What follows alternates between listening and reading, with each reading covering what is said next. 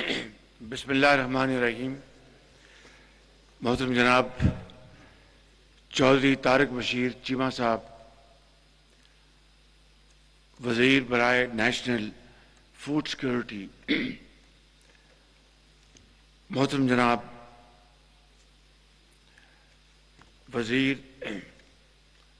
خرم دستگیر صاحب، وزیر بجلی، اور جناب عبدالمنعم خان صاحب، وزیر زراعت حکومت کے پی، مریم اورنگزیب صاحبہ، وزیر اطلاعات، اور چودھری چیمہ صاحب، S A P M parliamentarians, secretary food, سرکاری افسران، اور میرے زرعی شعبے سے تعلق رکھنے والے کسان بھائی، خواتین و حضرات، مہمانان گرامی، السلام علیکم۔ آج یہ پروگرام ہماری حکومت کی مدت پوری ہونے سے پہلے شمسی توانائی سے چلنے والے ٹیوب ویل،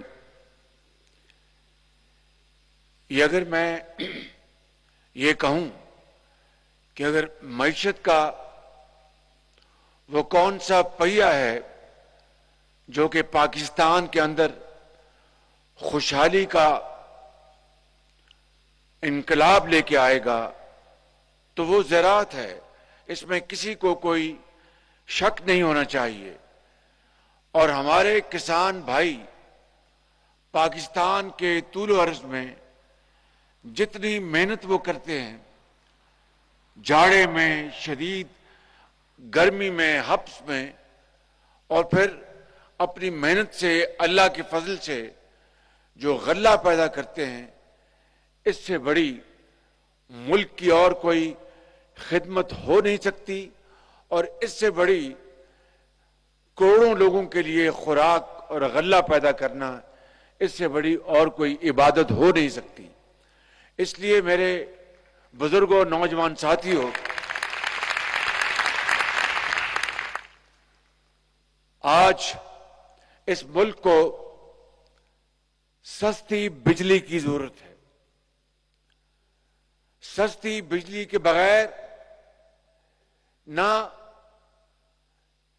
صنعت و حرفت ترقی کر سکتی ہے، اور نہ زراعت، اور نہ ہی ان مصنوعات پر مبنی ہماری ایکسپورٹس، کوئی بھی چیز ترقی نہیں کر سکتی۔ اس لیے میں سمجھتا ہوں کہ سستی بجلی مہیا کرنا کسی بھی حکومت کا فرض اولی ہے، چاہے وہ پاکستان کے اندر مفلوق الحال طبقات ہوں، چاہے وہ طالب علم ہوں، چاہے وہ ایک کسان ہو، ایک چھوٹا دکاندار ہو، ایک ریڑی فروش ہو، یا کوئی بیوہ یا کوئی یتیم جو بڑی مشکل سے اپنے گھر کے حالات درست کرتا ہے۔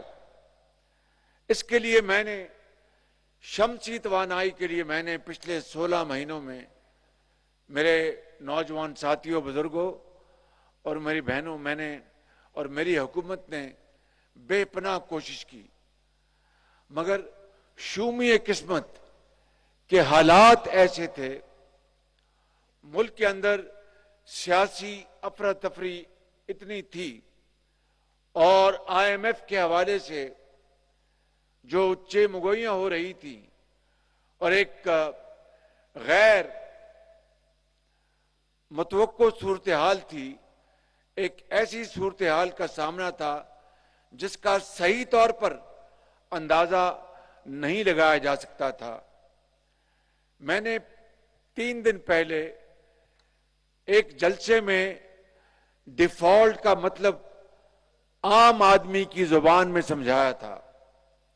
आज अपने किसान भाइयों को जो इस्लामाबाद के और दूसरे मुल्का इजलास से यहां पर तशरीफ लाए हैं, मैं आपको 1 मिनट के अंदर यह अर्ज करना चाहता हूं कि अगर IMF का प्रोग्राम हमें ना मिलता, IMF की शराइत कैसी है वो एक अलहदा वो एक मामला है कि वो शराइत बड़ी कड़ी और बड़ी सख्त है, इसमें कोई शक नहीं। लेकिन अगर IMF का प्रोग्राम ना होता तो फिर पाकिस्तान के साथ क्या होता और पाकिस्तान के अवाम किस मुश्किलात से दो चार होते, वो मैं आपको आज अर्ज करना चाहता हूं। फिर मैं दोबारा इस शमसी तवानाई की तरफ आऊंगा। अगर IMF का प्रोग्राम ना होता और खुदा ना खास्ता पाकिस्तान डिफॉल्ट कर जाता तो दवाइयों की दुकानों पर लाइनें लगी होती हैं और दवाइयां ना मिल रही होती। बाहर से जिंदगी बचाने के लिए जो अद्वियात और टीके बाहर से इंपोर्ट होते हैं, उनकी तलाश में लोग मरीज, उनके प्यारे वो दिन रात मारे मारे फिर रहे होते, वो न मिलते। पेट्रोल की पंपों की वहां पर लाइनें लगी होती। हमारी जो फॉरेन चेंज यानी ज़र मुबादला वो कम हो रहा होता और उसको मजीद बचाने के लिए हम अपनी जो इंपोर्ट्स हैं, मशीनरी, आलात, ज़रई, खुराक, अद्वियात, स्पेयर पार्ट्स, खाम माल, जो भी सनतों की ज़रूरियात होती हैं अरबों डॉलर की, उनको हम मजीद कम करते ताकि हम ज़र मुबादला बचाएं, क्योंकि हमारे पास ज़र मुबादला के ज़खायर रोज बरोज वो कम होते रहते और उसको बचाते हुए सनतें बंद हो जाती, लोग बेरोजगार हो जाते, ज़रात उसको बेपनाह नुकसान पहुंचता। हमारे साथ जो आलमी जो बैंक हैं वो हमारे साथ काम ना करते, हमारे साथ वो तजारत ना करते, एलसीआं ना खुलती, यानी जिनको अंग्रेजी में कहते हैं लेटर ऑफ क्रेडिट।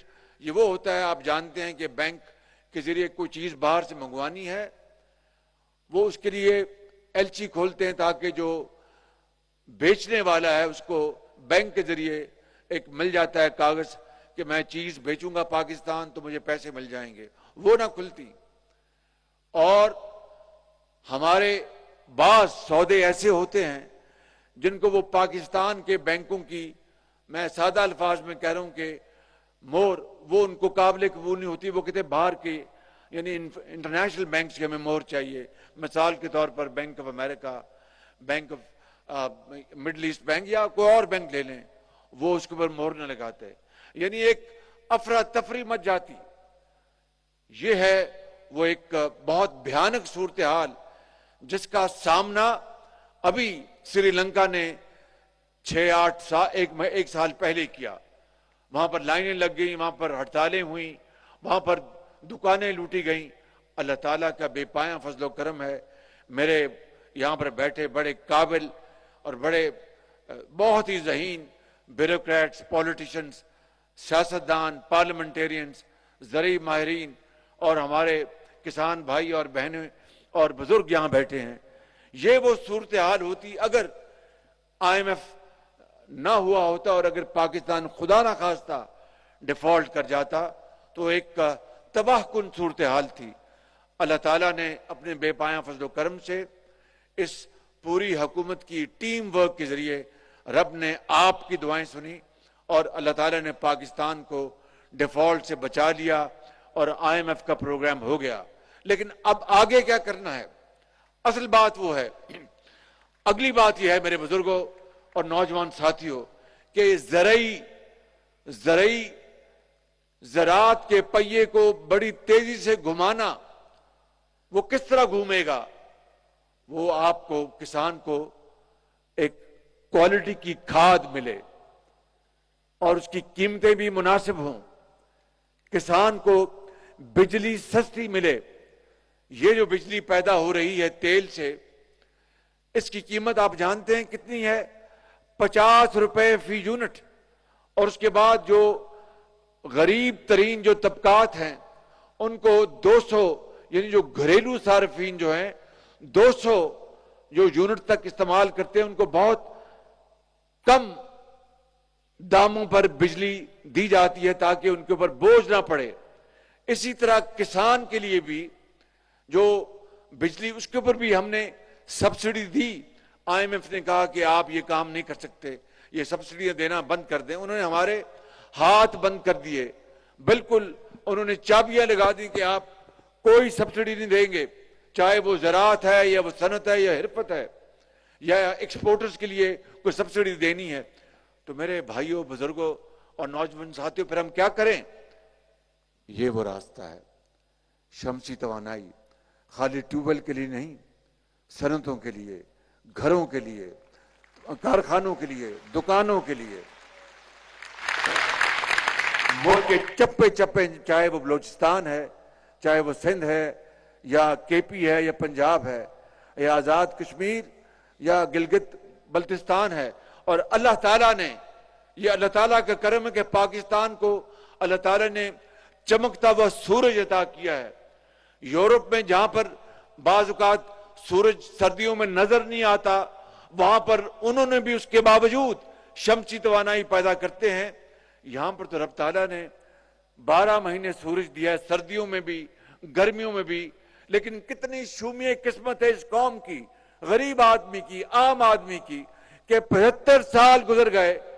ہم نے شمسی توانائی تو ابھی 20-30 سال پرانا قصہ ہے، لیکن اس سے پہلے جو پن بجلی، جو پانی سے بجلی پیدا ہوتی ہے، اس کے لیے ہم نے منگلا ڈیم بنا، تربیلا ڈیم بنا. اس کے بعد ہم بالکل سو گئے. اور تیل کے جو کارٹل تھے، جو تیل یہاں پر جو کمپنیاں ہیں، انہوں نے اپنا ایسا جادو جگایا کہ تیل ہی تیل، کے تیل کے علاوہ کچھ ہو نہیں سکتا.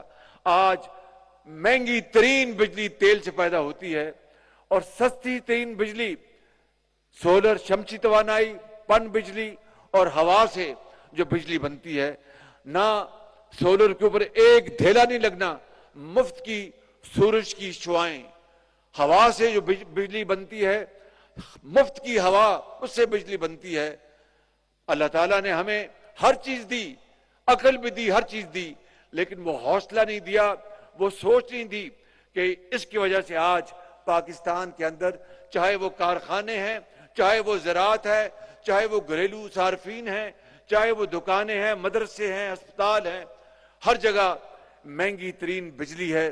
اللہ تعالیٰ کا بے پایاں فضل و کرم ہے کہ نواز شریف کے دور میں 2017 کے آخر میں لوڈ شیڈنگ کا خاتمہ ہو گیا اور وہ 20 گھنٹے کی لوڈ شیڈنگ تھی. اس کا نواز شریف کی قیادت میں وہ اندھیرے ختم ہو گئے اور خدا کے فضل و کرم سے پاکستان اس مشکل سے نکل گیا. یہ ساری بات میں نے اس لیے بتائی ہے کہ کل ہم اپنی مدت مکمل ہونے کے بعد ہم کل صدر پاکستان کو میں لکھ کر بھیج دوں گا کہ اسمبلی کو تحلیل کر دیا جائے اور پھر انٹرم گورنمنٹ آئے گی. میں آج یہ پروگرام آپ کے سامنے اور قوم کے سامنے آج اس لیے لایا ہوں کہ خدا گواہ ہے کہ اس سے زیادہ اہمیت کا کوئی منصوبہ ترقی کا پاکستان کے اندر کوئی اور ہو نہیں سکتا ماں سوائے شمسی توانائی، شمسی توانائی، شمسی توانائی. تو اس کا آج اس کی بنیاد رکھ دی گئی ہے. 377 ارب روپے کا اس کا حجم ہے. اب میں یہ سادہ الفاظ میں آپ کو سمجھانا چاہتا ہوں. ہم نے یہ فیصلہ کیا ہے وفاق نے کہ اگر مثال کے طور پر اس سولر ٹیوب ویل کی قیمت 100 روپے، آپ کو سمجھانے کے لیے، ویسے تو کنورژن کا میں نے پتہ کروایا، جو تیل سے چلتے ہیں، ڈیزل سے ٹیوب ویل، اس کے اوپر لاگت آئے گی تقریباً 40 لاکھ روپے کنورژن کی، یعنی شمسی توانائی سے جو چلیں گے. اور جو بجلی سے چلتے ہیں ٹیوب ویل ان کے اوپر لاگت آئے گی کوئی 26 لاکھ روپیہ ان کو کنورٹ کرنے کے لیے. لیکن آپ کو سمجھانے کے لیے کہ اگر 100 روپیہ اگر قیمت ہے اس سولر کے ٹیوب ویل کی تو 33 روپے دے گی حکومت پاکستان. یہاں پہ 33 روپے دے گا صوبہ جس صوبے میں وہ ٹیوب ویل لگنا ہے, اور 33 روپے دے گا کسان بھائی. یعنی کتنا کم بوجھ آپ پہ ڈالا ہے ہم نے, 1/3 اور 1/3. مگر وفاق میں جو ٹیوب ویل کسانوں کو ابھی میں نے چند اپنے کسان بھائیوں کو یہ دیے ہیں, وفاق میں 2/3 وہ حکومت پاکستان دے گی, اس لیے کہ وفاق میں صوبہ کوئی نہیں ہے. وہ وفاق میں وفاقی حکومت ہے یا پھر کسان ہے. تو اگر 100 روپیہ قیمت ہے ٹیوب ویل کی تو وفاق یہاں پر اسلام آباد کے قرب و جوار میں جو ہمارے ذمہ دار بھائی ہیں, کسان بھائی ہیں, ان کو 67 روپے وفاق دے گا اور 33 روپے کسان اس میں حصہ ڈالے گا اور اپنا شمسی توانائی والا ٹیوب ویل لگا لے گا. یہ انقلابی قدم ہے اور اس کے بغیر پاکستان کی ترقی کا سوچنا بھی محال ہے. اس لیے میں کسی کو اس وقت الزام نہیں دینا چاہتا ماں سوائے کہ یہ سیاسی لیڈرشپ کو کئی دہائیوں پہلے یہ فیصلہ کرنا چاہیے تھا کہ جب پن بجلی کے منصوبے عروج پر تھے ان کو مکمل کرتے. ابھی میں سعودی عربیہ کا ایک وفد آیا, ان سے میں بات کر کے آیا ہوں اور ان کو میں نے کہا کہ دیا میر بھاشا ڈیم جو ہے اس کو آپ اس کے اوپر سرمایہ کاری کریں. اس کے اوپر تقریباً 14-15 ارب ڈالر کی سرمایہ کاری ہونی ہے دیا میر بھاشا ڈیم کے اوپر. اور میں آپ کو بتانا چاہتا ہوں یعنی ایک سادہ اور موٹی باتیں تاکہ ہم اچھی طرح سمجھ جائیں اور مسائل کیا ان کا حل کیا ہے. دیا میر بھاشا ڈیم جتنا آج تک بن سکا ہے, یہ ڈیم جو ہے یہ بہت بڑا ڈیم ہے. اس میں ذخیرہ بھی ہوگا پانی کا جس سے آبپاشی آپ کی زمینوں کو پانی ملے گا تو زمینیں اپنا سیراب ہوں گی, زرخیز ہوں گی اور غلہ وہ وہاں پر اگلے گا. دوسرا وہاں پر پاور ہاؤس بجلی بنے گی, تقریباً 4000 میگا واٹ بجلی بنے گی پانی سے. اب اس کے اوپر 12-15 ارب ڈالر خرچ ہونے ہیں. نواز شریف کے دور میں اللہ تعالیٰ نواز شریف کو لمبی عمر عطا فرمائے, انہوں نے دیا میر بھاشا ڈیم کی بنیاد ڈالی اور وہاں پر 100 ارب روپے نواز شریف نے مختص کیے. لیکن میں یہ کہتا ہوں کہ اجتماعی بصیرت ہماری دیکھیں کہ یہ اجتماعی ایک ناکامی ہے پولیٹیکل اور ملٹری ڈکٹیٹرز کی جنہوں نے 75 سال پاکستان میں آئے, ماں سوائے منگلا ڈیم اور آپ کے تربیلا ڈیم اور دوسرے اور اس زمانے میں ڈیم بنے تھے. پھر وہ معاملہ رک گیا اور منافع اور کارٹیل اور یہ جو اپنے کمشنوں والے آ گئے اور انہوں نے تیل کہا جی تیل ہوگا اور اس کے علاوہ کچھ نہیں ہوگا. حتیٰ کہ جو تھر سندھ میں جو تھر ہے وہاں پر کوئلے کے دنیا کے سب سے بڑے ذخائر ہیں کوئلے کے.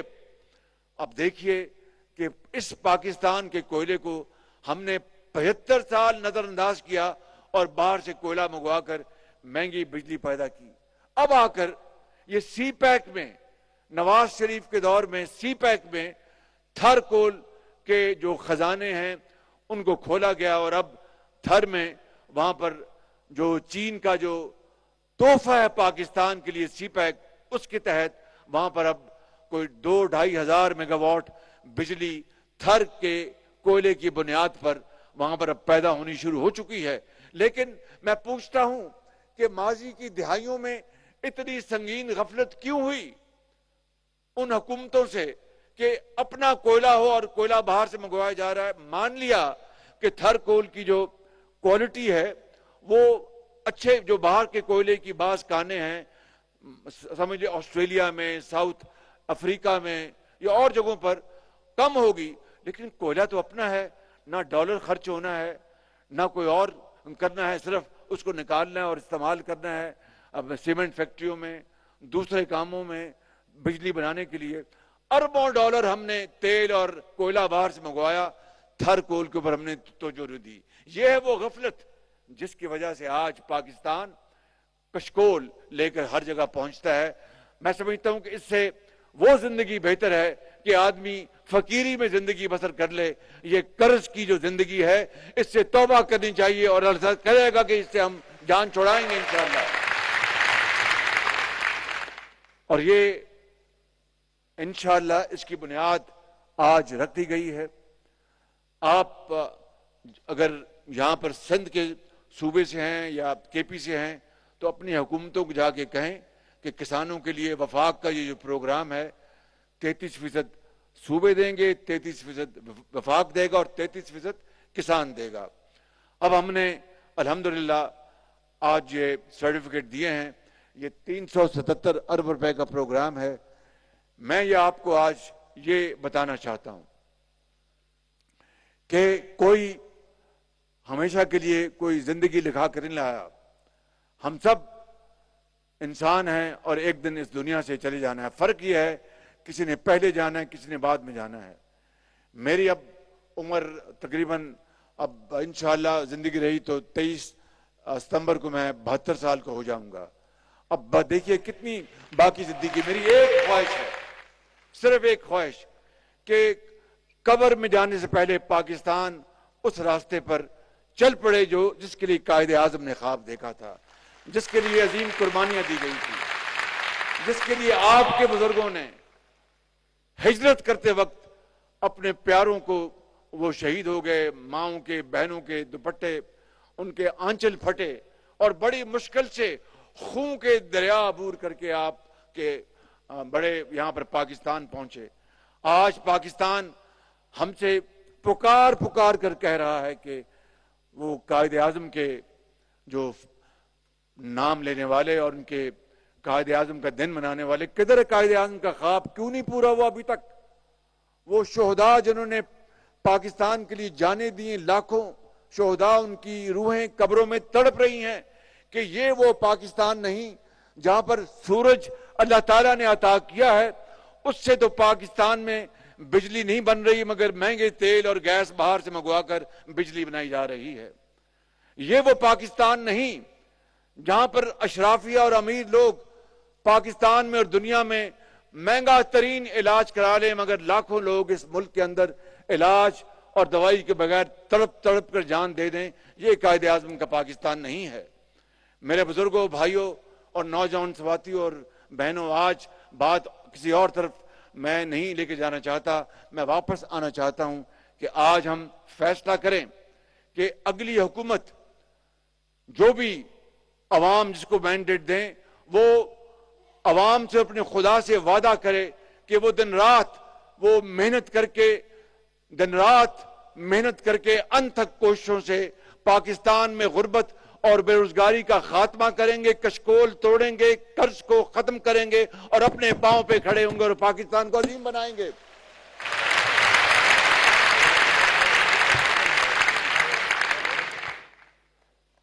تو اگر یہ سب اللہ تعالیٰ کے ہاتھ میں ہے، اگر اللہ تعالیٰ نے اگلے الیکشن کے نتیجے میں نواز شریف کو موقع دیا تو میں آپ سے خدا کے فضل و کرم سے وعدہ کرتا ہوں کہ نواز شریف کی لیڈرشپ میں ہم انشاءاللہ یہاں پر زرعی انقلاب لے کے آئیں گے، غربت کا خاتمہ کریں گے، پاکستان کو عظیم بنائیں گے اور قرض سے جان چھڑائیں گے انشاءاللہ۔ میرے ساتھ نعرہ لگائیں، پاکستان، پاکستان، قائد اعظم۔ مہربانی۔